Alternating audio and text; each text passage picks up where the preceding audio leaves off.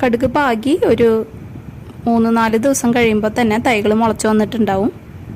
ഇതിൽ നിന്ന് നല്ല ആരോഗ്യമുള്ള തൈകൾ നോക്കിയിട്ട് നമുക്ക് മാറ്റി നടാവുന്നതാണ്. നടാനായിട്ടുള്ള മണ്ണ് ഒരുക്കുമ്പോൾ നല്ല ലൂസായിട്ടുള്ള നീർവാർച്ചുള്ള മണ്ണ് വേണം സെലക്ട് ചെയ്യാനായിട്ട്.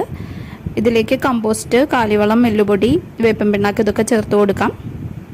പിന്നെ നനയ്ക്കുന്ന സമയത്ത് ഒരുപാട് ഫോഴ്സ് കൊടുക്കാതെ കുറച്ച് സ്പ്രേ ചെയ്യുന്ന വിധത്തിൽ നനച്ചു കൊടുക്കുന്നതായിരിക്കും നല്ലത്. തൈകൾ കുറച്ച് വലുതാകുന്നത് വരെ ഇങ്ങനെ വേണം നനയ്ക്കാനായിട്ട്.